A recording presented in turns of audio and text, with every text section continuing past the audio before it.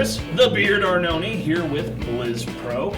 We're here, of course, at BlizzCon 2013 to talk about World of Warcraft, Warlords of Draenor. I'm saying that right? Yeah. All right, how about that? Ooh, yeah. And of course, we got some great questions. Now, we are here with Marco and Helen to talk about this new expansion. So, first question, we want to know why the decision to go back to a 10-level expansion instead of the 5 levels like they've done with the past 2? Yeah, so it actually helped with the leveling curve, and so the actual values for combat are a little bit better with a 10-level expansion, and also level 100 is epic, so we wanted to go there. Nice. So now the boosting. Everybody's wondering about this boosting. You know, you can boost to level 90. How is that going to work? We saw you do get one character per account that can boost to 90.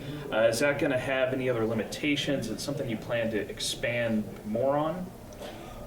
You will, as you mentioned, you will get one character that you can boost, and it can be any level character. So you can create a brand new character from 1 to 90, and you will get actually kind of like a set of gear that is level appropriate, so that when you roll into the Draenor expansion, it's, you know, you're going to have a great experience. So you can just bypass the grind and start immediately on the new content. Yeah. I see. So is this intended more for people who are just brand new to the game, who just want to get up to speed immediately, or what was the thought process there? I mean, it's definitely intended for both. I mean, there's a bunch of people who have maybe a level of 60 or 70 or 80 sitting around, and, you know, we want them to get excited about the new content and they want to immediately play. So why, you know, have them wait a week or two until they're level 90? True. Time travel. Always a tricky subject to navigate, whether it's, you know, fiction, video game, you know, that a lot of questions around that. Now, we've dabbled in it a few times, but do you think World of Warcraft is ready for this sort of all-out sort of time war? Not to use the Doctor Who terminology too much, but, you know, how did that decision come about? Yeah, I can talk a little bit more about that. So the time travel is a little bit more of a means to an end than anything else. It's the way that we get back to Draenor. But what we really wanted to do was have players go back to the world of Draenor, the setting, the pristine, savage world that was eventually became Outland, but is still familiar to players but in a completely different, unique way that they've never seen before.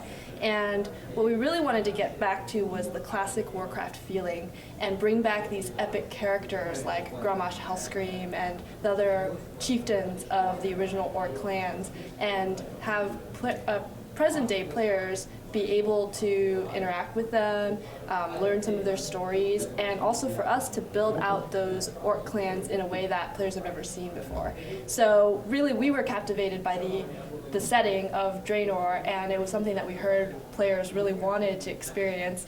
And the time travel is kind of a backdrop to that. It's a way for us to get there, but it's not the focus of the story. Well, then, of course, the question that spins out of that is the present canon. And if you're going back in time, things can change. What kind of ramifications might we see on the sort of established canon with Garrosh trying to go back and screw things up? Yeah, so there are actually a couple of rules of the way that we, of how the time travel will work. So Garrosh has gone back in time to rebuild the Dark Portal so that his Iron Horde, which are the enemies that the Alliance and the Horde are trying to stop, so that his Iron Horde can go through and decimate Azeroth. And when players go back to Draenor, their objective is to stop the building of the Dark Portal. And as long as they can prevent that event from happening, then any of the events that actually changed will not occur. They're not permanent. And what that allows us to do is to have a lot of fun in this sandbox, in this world, because we can bring in these amazing characters and familiar characters that players may know from present day and really do some crazy things with them. So we're really excited about that. Now, we had to notice we saw no announcement of a new race or class for this expansion. What was the reasoning behind that? Well, with a new class, I mean, we're always very cautious in adding new classes to the game, and we feel that we're currently with 11 classes, we're kind of at a point where it's, some balance is there, and we want to, see that play out more. And in terms of the races, I don't know if you've had a chance to look at the new character models that we're doing. So we're spending a tremendous amount of effort in essentially giving you brand new character models that are, like not just up-res versions of the old characters, but really have their own set of custom animations. They get all the facial expression that people really liked from the Pandaria now for all the classic race characters. Now, Yeah. now is the no new races classes thing a trend that might be continuing for a while beyond just Warlords, or was this just a decision for this expansion? It's the decision for this expansion. We'll always be looking at it and seeing if there's something that makes sense to add. We'll add it. And you were talking about the new character models. Will all of these new models be available at release? Or are they going to be rolled out slowly? We're still discussing the exact logistics of that. Initially, we're aiming to update all the vanilla characters for release. Including expansions? Including Expansion races? You'd have to ask producers. No comment on that one. Yeah. And specifically about those new ones, we saw these cloak animations specifically mentioned and shown. We were wondering, how are those going to interact with like shields and weapons that are also on, or is there going to be some confliction or some cutting with the pixels?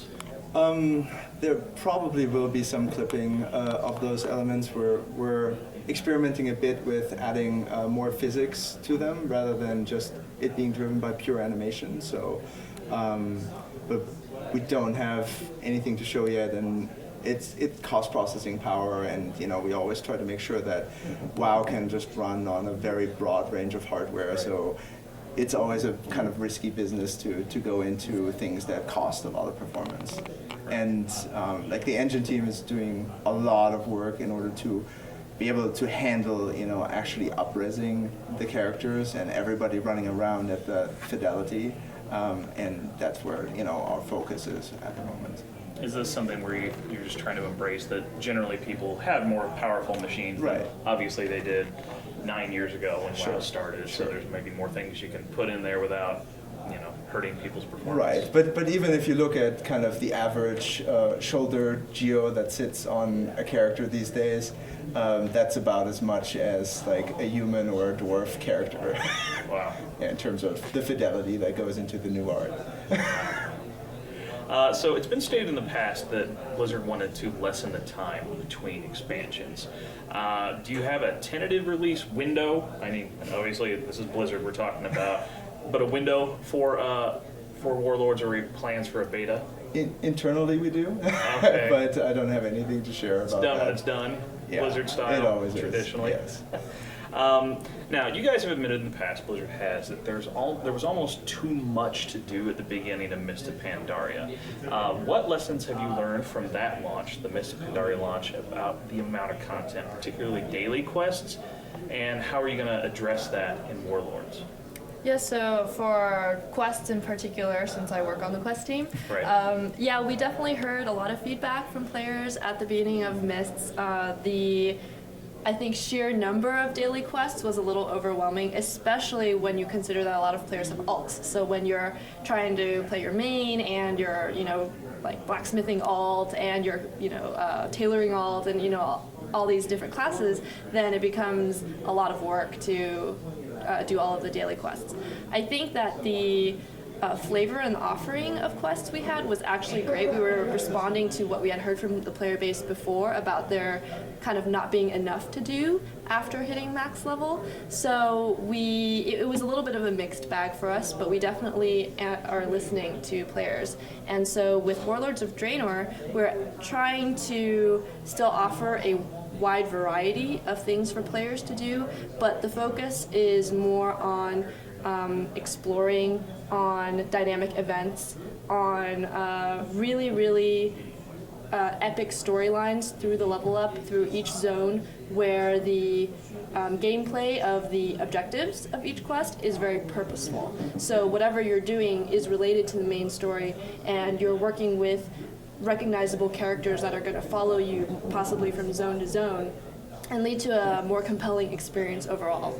And then in terms of the exploration and the events out in the world, the plan is to have more surprising things that people can stumble upon. So you might be running around a dark forest and you're doing your main storyline, but you enter a cave and you see some ritualists and they're channeling at the back of the cave and they're summoning, a dark boss of some kind. And if you just happen to interrupt their ritual and kill the boss, you might get a cool reward. So things like that, hidden treasure chests, more rewards for going out into the world and just exploring little nooks and crannies. That's more of the direction that we're going towards for Warlords.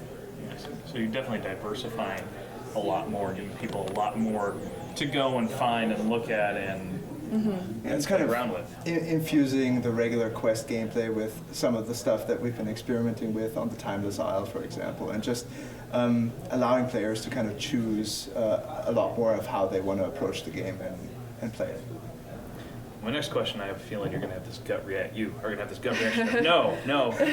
Do you feel players are maybe burning out a little bit on daily quest content? This was introduced mid-life Burning Crusade, and you continue to see the mechanic as a max level content. Do you think the game is relying on it a little too much, like rep for items and things like that? Yeah, I think the number of daily quests that we had at the launch of Mists of Pandaria was a little higher than maybe the players wanted, and for Warlords of Draenor, we're actually not currently planning to do any daily quests. Wow, that's a big change. Yeah. But like Marco was saying, the experience that players have had on Timeless Isle is probably closer to the max level experience we're looking for in Warlords of Draenor at max level. So there's just stuff happening in the world all the time, and there are quests that will send you out into the world, but it's not that you get a quest hub with a bunch of blue bangs and you just do the same pool of quests every day for a long time until you earn reputation rewards. Is there any fear that players are going to feel like it's a little harder to find that content then, since you're going to have things sort of snookered away throughout the game and you're not going to have that very obvious, here's your daily Right. quests? Is there some fear that might happen as well? I think it's about striking the right balance. So we definitely want to guide players toward the pockets of content, and then from there, we're trying to encourage players to explore the rest. So, Flex scaling is in raids now, which has been pretty popular. Will bosses still drop loot to divvy up, or is it all going to be about that sort of personal loot in all raiding from now on? I mean, we actually, at the launch of Flex Raid, we had a really big discussion internally on that experience, and I'm very certain that we're going to try to kind of bring the normal raiding experience to Flex, of just I form a group and I can go in and bosses are going to drop loot based on the number of people that are in the raid. So if you go in with 10 people, you're going to get, say, 2 pieces of loot. If I go in with 11, I get 2 pieces of loot and a 20% chance that there's going to be a 3rd piece of loot on the boss. And then it'll be more, just regular loot master rules or whatever, raids will do. Okay. Now, with the inventory upgrades, why decide to have this system for items like toys and heirlooms instead of something like an account-wide bank? I actually don't know a lot of the details that are planned for the inventory upgrade. Okay. So one of the new features is Garrisons. It seems like it's pretty similar to the farm that you get in Mists of Pandaria. Is this account-wide or is this character-wide? And also, is there any way to share your progress with your friends that you're making on your garrison? I actually don't know the answer to the account-wide thing. I've heard different things as we've discussed it. There's issues with it being account-wide that are related to faction. If I have, say, a Horde character and an Alliance character, right. God forbid. Yeah. Who does that? What? Dual faction. So there's a lot of issues with that because you're recruiting certain followers, and that is supposed to be an experience that's very special to you as a player. So I also don't know where we ended up on that, whether there was maybe faction-based garrisons or player-based garrisons, and I think we'll, like, as all the systems are coming online, we'll try to, again, like, find what the right solution is. So basically right now this is up in the air. There might be, yes, there might be if it is character-based, I'm pretty sure there's going to be kind of a faster, accelerated way for alts in order to get their garrison up to speed. Yeah. And to answer the question about sharing with your friends, you can invite friends to come look at your garrison, or come to your garrison rather, and you just form a party with them, and you will enter the party leader's garrison. Nice. So, Warlords slated for whenever, right? Certainly not this year. And patch 5.4 is going to be the last raid patch for Mist. Are there any plans for Mist of Pandaria, like additional content, to keep players interested in going before Warlords is actually released? Well, we don't have plans for Pandaria, but there will probably be some kind of event related to the launch of Warlords of Draenor. So, and we're working very hard on getting that done as quickly as possible. So 5.4 will probably be the last until we pretty much know Warlords is around the bend. Probably. There might be some smaller things along the way, and then obviously we want to make the launch for 6.0 really, really epic, and there's some great ideas that Corey and Dave have come up with on how to stage that. They kind of alluded to it that like the Dark Portal is going to change color, and there's going to be like this thing is happening in the world, and people will kind of try to figure out what's going on, and that sets the stage then for Warlords of Draenor. Last question, I'm really hoping you have different answers for. Right? Warlords, what is the one big cool new thing that's going to bring people back who may have walked away from World of Warcraft for a while? I want me to go? Okay, ahead. so for me, I definitely think it's the boosted character to level 90. I think that is a challenge for a lot of players to be able to get right into the action of new expansions and to be able to play with their friends, is because the levels do affect what access you have to different kinds of content. So with a level 90 right there out of the gate on day one, players can be on Draenor, right as the servers, flip, and you can start leveling right away and start experiencing all of the awesome content in the new expansion.